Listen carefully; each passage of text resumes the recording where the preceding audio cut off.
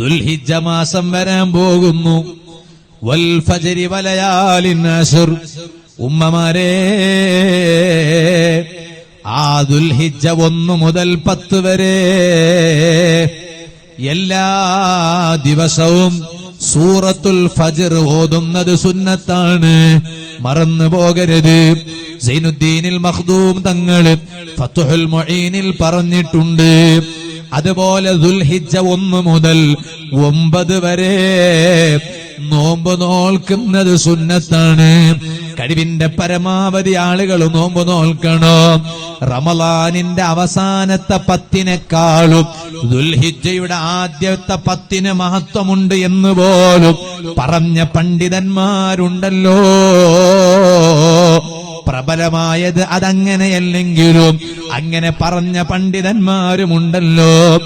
ആ ദുൽഹിജ്ജയുടെ ആദ്യത്തെ 10 ദിവസങ്ങളിൽ, ആദ്യത്തെ 10 ദിവസങ്ങളിലെ രാത്രിയിൽ എണീറ്റ് നിസ്കരിച്ചാൽ ലൈലത്തുൽ ഖദറിന്റെ രാവിൽ എണീറ്റ് നിസ്കരിച്ചതിന്റെ പ്രതിഫലമാണെന്ന് പറയപ്പെട്ടിട്ടുണ്ട്. ദുൽഹിജ്ജയുടെ 1 മുതൽ 9 വരെയുള്ള ദിവസം ഒരു നോമ്പ് നോറ്റാൽ 1 വർഷം മുഴുവനും നോമ്പ് നോറ്റ പ്രതിഫലം ലഭിക്കുമെന്ന് പോലും പറയപ്പെട്ടിട്ടുണ്ട്. ഇനി 1 മുതൽ 9 പ്രയാസമാണെങ്കിൽ പോലും ദുൽഹിജ്ജ 9-ാം ദിവസം അറഫയുടെ ദിവസമാണല്ലോ. ഹാജിമാർക്കല്ലാത്തവർക്കെല്ലാം ആ 9-ാം ദിവസം നോമ്പ് നോൽക്കുന്നത് പ്രധാനപ്പെട്ട സുന്നത്താണ്. അന്ന് നോമ്പ് നോൽക്കാൻ മറന്നു പോകരുത്. അറഫ ദിവസം നോമ്പ് നോറ്റാൽ ആ വർഷം, അതിനുശേഷമുള്ള വർഷവും ഈ മനുഷ്യന്റെ ജീവിതത്തിൽ വന്നു പോകുന്ന എല്ലാ പാപങ്ങൾക്കത് പ്രായശ്ചിത്തമാണ് എന്ന ഹദീസ് വിശദീകരിച്ചുകൊണ്ട് മഹാന്മാർ പറഞ്ഞു.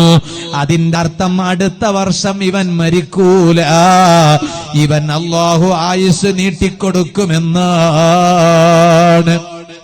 സഈദ് ഇബ്നു ജുബൈർ തങ്ങൾ പറഞ്ഞില്ലേ, ദുൽഹിജ്ജ ഉദിച്ചാൽ ലാ തുത്ഫിഊ സുറുജകും, നിങ്ങളെ വീട്ടിലെ വിളക്ക് നിങ്ങൾ കെടുത്തരുത്. വീട്ടിലെ വിളക്ക് ദുൽഹിജ്ജ 1 മുതൽ 10 വരെ കെടുത്തരുത്. ആ വിളക്ക് കെടുത്തിയിട്ട് നിങ്ങൾക്ക് ഉറങ്ങിക്കളയാനുള്ളതല്ല, മറിച്ച് നിങ്ങളതാ രാത്രിയിൽ ഇബാദത്ത് ചെയ്യണേ. ഉൽഹിയ്യത്ത് അറുത്തു കൊടുക്കാൻ മറന്നു പോകരുത്. എന്തേ കാരണം?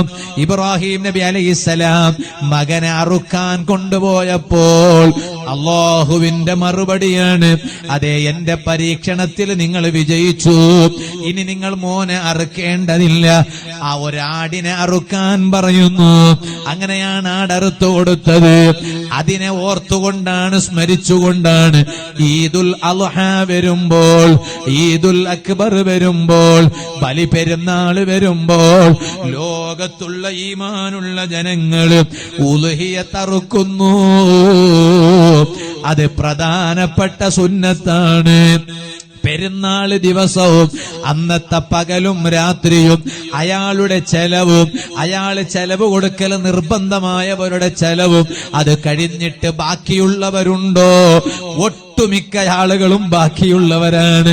അവർക്കെല്ലാം മുഅക്കദായ സുന്നത്താണ് ഉൽഹിയ്യത്ത് അറുത്തു കൊടുക്കൽ. അത് മുതലാളിമാർക്ക് മാത്രം ഉള്ളതല്ല, ഈ പറഞ്ഞ രൂപത്തിലായാ മതി, എല്ലാവർക്കും പ്രബലമായ സുന്നത്താണ്. അഥവാ അത് ഉപേക്ഷിച്ചാൽ കറാഹത്താണ്. ആ സുന്നത്ത് നമ്മൾ ചെയ്യാൻ ഇന്നത്തെ ഈ സദസ്സിൽ പ്രതിജ്ഞ എടുക്കണം, തീരുമാനിക്കണം.